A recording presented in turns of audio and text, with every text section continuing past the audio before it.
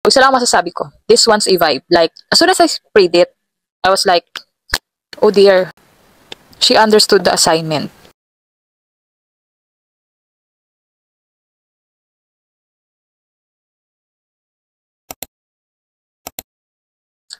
Hi guys, welcome back to my channel. So, wala lang.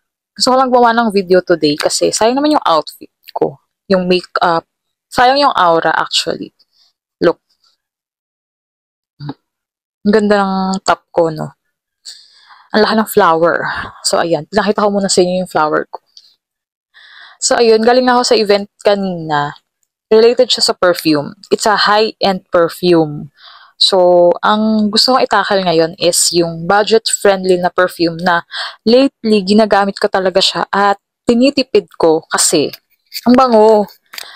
Aside sa mabango, hindi pa dumadating yung dalawang variant nito na in-order ko. So, okay, let's talk about Oh Dear Perfume, Golden Blossom by Bea Boris, na out na siya today actually. Ito yung third scent nila. So, isa lang masasabi ko, this one's a vibe. Like, as soon as I sprayed it, I was like, oh dear, she understood the assignment. So, I tried to break down the scent since gumagawa talaga ako ng perfume before pandemic. Nag-aaral ako gumawa ng perfume. Kasi, gusto ko mag-business. So, nakagawa ako, nabenta ko siya sa office. So, yung mga nakakakilala sa akin, alam talaga nila na gumagawa ako ng perfume. Pero, hindi ako knowledgeable sa scent. Like, the top note, base notes, the middle notes. May idea ako konti, pero hindi ako ganun ka knowledgeable. So, in-spray ko siya kanina, diba? So, the first thing I smell, fresh rose petals. Pero hindi yung Lola Rose ha. Ito yung parang napik na fresh rose from a garden on a chill Sunday morning. Very light, very feminine, ganon. Tapos, habang nagsiset siya sa skin mo, lumalabas na din yung powdery mask like that. Soft, freshly showered, kind of clean. Kaya ang bango niya talaga. Parang, you smell expensive pero low-key. And then, may twist siya. May amber at softwood sa dulo. Parang that's where the magic happens. Dito na nagiging warm and comforting yung scent niya. Actually, hindi lang siya basta pabango.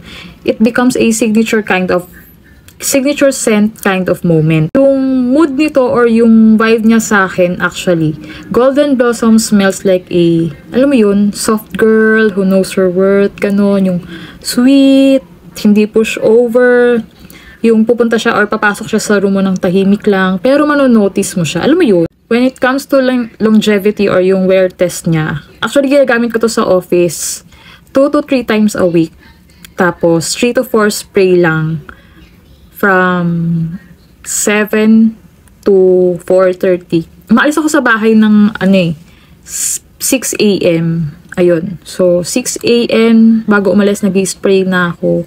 Nakakauwi ako sa bahay ng 5:30. Pero naaamoy ko pa din siya. Actually, di ba depende naman yun sa body heat. Tsaka kung nasa ang place or location tayo. So, kung from 6 to 5 to or 5:30, 6, 7, 8, 9, 10, 11, 12, 1, 2, 3, 4, 5. 11 hours na aamoy ko pa din siya. Not bad na ha. Diba? Lalo na for a fresh floral. Kasi diba nag-fade yung mga florals and actually nag-fade siya gracefully. Pero hindi agad-agad nawawala. Pero kung gusto mo talagang tumagal, try mo i-spray sa damit mo. Or yung mga tip ng mga perfume contour ba yun? Basta ganun. Do the whole moisturizer then perfume trick para long-lasting talaga yung scent. So, kung mahilig ka sa clean, floral, warm, but not too heavy scent, this one's for you. Hindi to intimidating, pero may dating ha. Parang Bea herself lang, 'di ba? So, if you're on the hunt for a signature scent na fresh, classy, and a little bit cozy, oh dear, Golden Blossom might be just the one.